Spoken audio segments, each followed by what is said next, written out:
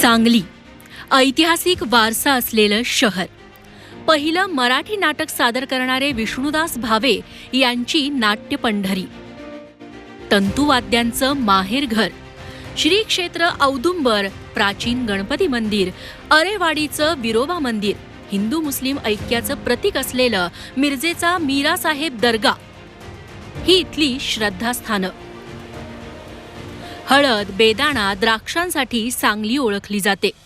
संयुक्त महाराष्ट्राचा कलश आणणारे यशवंतराव चव्हाण यांची ही जन्मभूमी.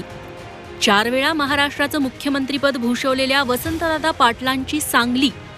लोकनेते राजाराम बापू पाटील, पतंगराव कदम, RR आबा पाटील अशा अनेक नेत्यांमुळे सांगली नेहमीच राजकारणाचं केंद्रबिंदू ठरलं. मात्र तरीही चांगली म्हणावी अशी सांगलीची स्थिती नाही. सांगली जिल्ह्यातला पाण्याचा प्रश्न अद्याप सुटलेला नाही. जत आटपाडीत अजूनही टँकरनं पाणी पुरवठा करावा लागतो. म्हैसाळ टेंभू सिंचन योजना अजूनही अपूर्ण आहे. कृष्णा नदीच्या प्रदूषणाचा प्रश्न दिवसेंदिवस गंभीर बनलाय.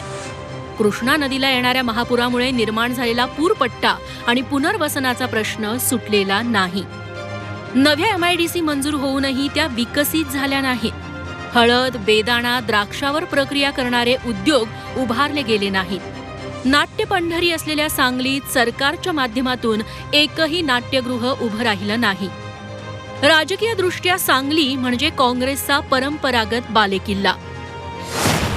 2009 मध्ये काँग्रेसच्या प्रतीक पाटलांनी अपक्ष उमेदवार अजित घोरपडेंचा 39,000 मतांनी पराभव केला.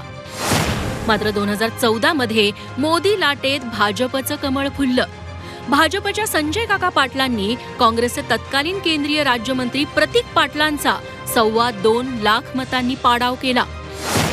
2019 मध्ये पुन्हा एकदा तिरंगी लढतीत संजय काकांनी स्वाभिमानी पक्षाचे विशाल पाटील आणि वंचित बहुजन आघाडीचे गोपीचंद पडळकर यांना मात दिली. विधानसभेचा विचार केला तर भाजपचे 2, काँग्रेसचे 2 आणि राष्ट्रवादी काँग्रेस शिवसेनेचा प्रत्येकी 1 आमदार निवडून आला होता.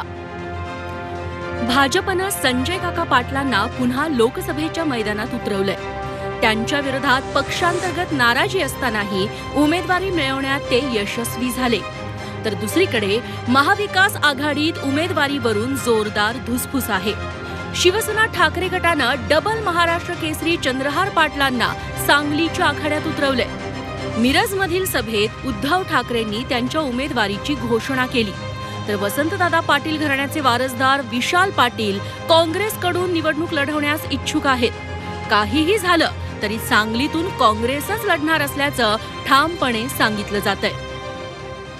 लोकांना माझं जीवन सगळं लोकांच्या समोर आहे. त्यामुळं चांगलं वागणं, चांगलं राहणं, लोकांशी जे असतील ती कामं करणं, ह्या सगळ्या भूमिका निश्चितपणानं करत आलोय. आणि या ठिकाणी आपल्याला निश्चितपणानं त्याचा फायदा होऊन आपण मोठ्या मताधिक्यानं लोक आपल्या पाठीशी उभा राहून निवडून देतील हा विश्वास या निमित्तानं मला आहे. शिवसेना पक्षानं माझ्यावर विश्वास दाखवून जी परवा आदरणीय पक्षप्रमुख उद्धवसाहेब ठाकरेंनी जी मला उमेदवारी जाहीर केली, जो शब्द मातोश्रीतनं आलेला आहे, कारण आजपर्यंत अख्खी संपूर्ण महाराष्ट्रानं बघितलेलं आहे की मातोश्रीतनं आलेला शब्द कधीही मागं फिरलेला नाही. त्यामुळे सांगलीची जागा ही शिवसेना उद्धव बाळासाहेब ठाकरे हाच पक्ष लढवणार आहे. त्याचे उमेदवारही मी असणार आहे. भाजपनं प्रचारात आघाडी घेतलीय तर उमेदवार ठरवतानाच महाविकास आघाडीला घाम फुटलाय. महाविकास आघाडीमध्ये शिवसेना, ठाकरे गट आणि काँग्रेस अशी कुस्ती रंगली आहे. संजय काका पाटलांच्या विरोधात उद्धव ठाकरेंनी चंद्रहार पाटलांना शड्डू टोकून आखाड्यात उतरवलं आहे. मात्र काँग्रेस अजून मागे हटायला तयार नाही आहे. दोघांच्या या भांडणात संजय काका पाटलांना लाभ होणार का हा प्रश्न आहे. सरफराज सनदी, झी 24 तास, सांगली.